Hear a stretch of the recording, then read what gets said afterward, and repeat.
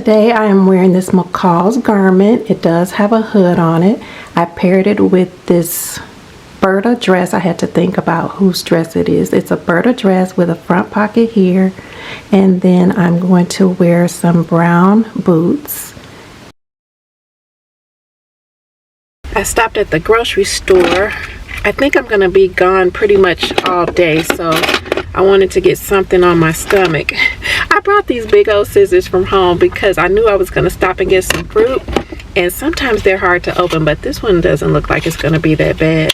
I couldn't decide what fruit I wanted. They had several fruit cups and fruit bowls, mostly fruit bowls rather than fruit cups, and they had a variety of fruit, and I was like going back and forth like, what am I gonna get? But I decided to just get this bowl that has cantaloupe, honeydew looks like, and watermelon.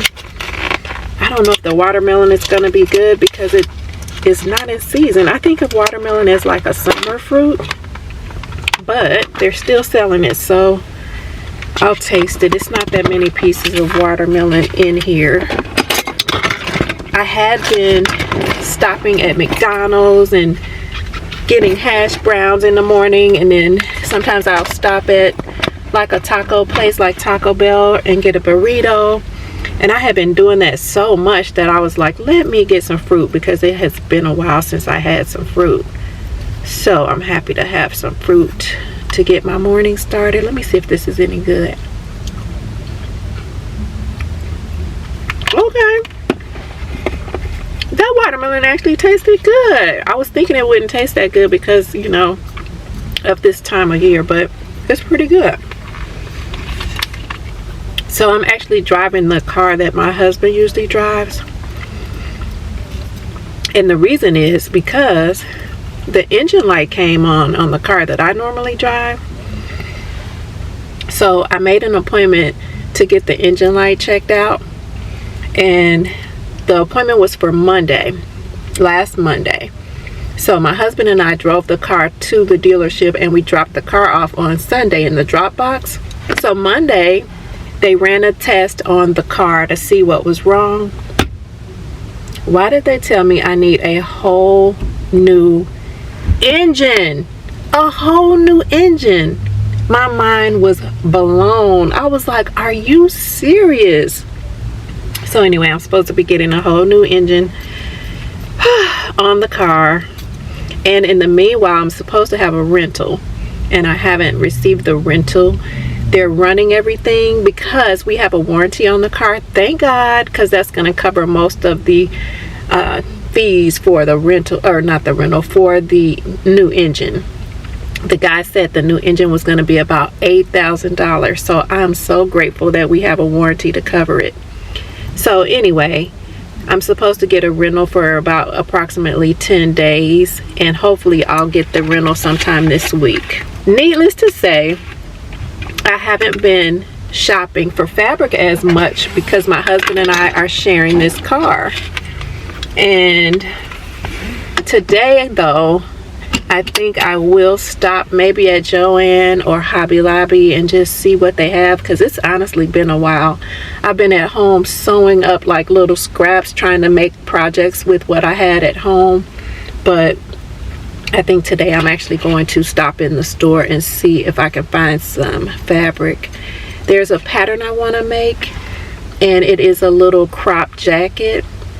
I've been staring at this pattern, and I think I'm gonna finally see if I can find some fabric that I like, and then if I find some fabric, I'll pick it up and then maybe get started on the jacket. So we'll see. So Joann's has a lot of things on clearance, but I haven't found anything that I think I would like to use to make the jacket. So I may just have to go up to the front to look at the clearance, or to look at the fabric that's not on clearance, see if I can find something there.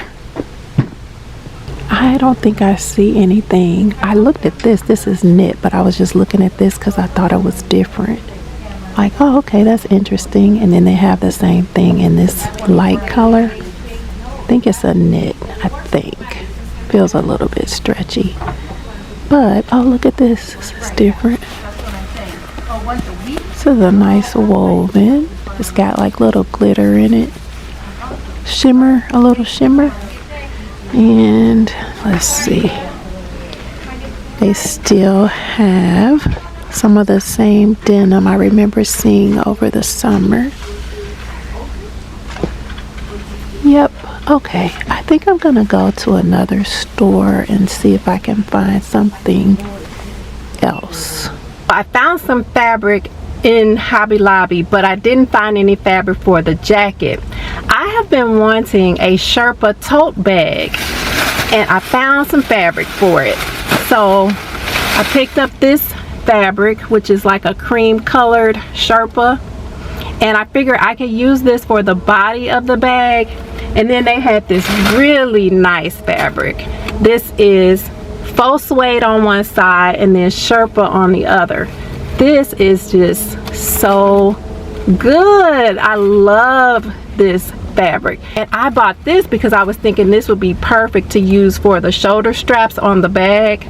So that's what I'm gonna do. I don't have a pattern for a tote bag, but I was looking at some videos and I was like, it looks like it would be easy to do. So I think that I can just go ahead and make the tote bag. I think I have some fabric already for lining, and this will give me something to work on while I look for some fabric still for the jacket that I want to make. This bag ended up being really simple to put together. I didn't use a pattern or anything, and I just kind of drew the size that I wanted and just put everything together. And I'll link a video that I used because I did watch a video to kind of see what goes into making a tote bag, because this is my first time making a tote bag.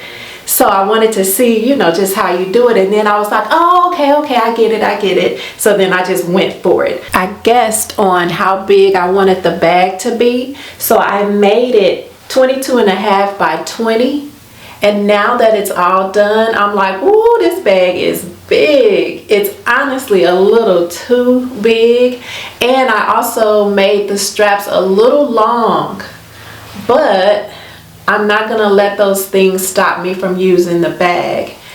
Here is the faux suede. Now, I didn't fold over the straps or anything. I just cut a 4-inch piece, 2 4-inch pieces, and attached them to the bag. And I just kind of, you know, took a piece like this and then right sides together, stitched it to the top, and it was shedding everywhere. Sherpa just does that anyway, but it was just pulling out everywhere because I didn't finish the edges. But what I did was I put it in the washing machine, and now there's no more shedding. Everything is just perfectly fine, and it even kind of curls up. I didn't know it was going to do that, but I like that a little bit. I did want more of this faux suede to show, but I'm okay that it only shows in the front like that. I'm like, oh, okay, that's cute. That works. I did stabilize the bag on the inside with some interfacing, and I did line the bag with some muslin that I had. And I decided to just pair it with this other Sherpa garment. So if I go anywhere, I'll wear these two together today. The Sherpa fabric is a knit, and the muslin that I used is a woven.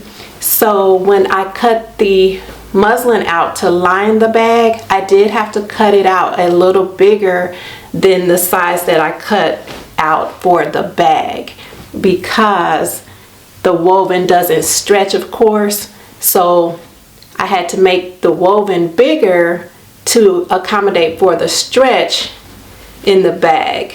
So remember I told you I was picking up a rental car because my car is in the shop.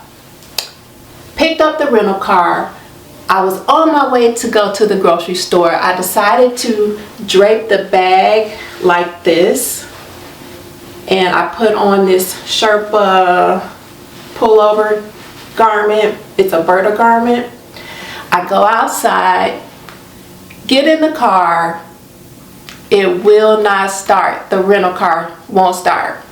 My husband comes out and looks at it. It turns out the battery on the rental car died.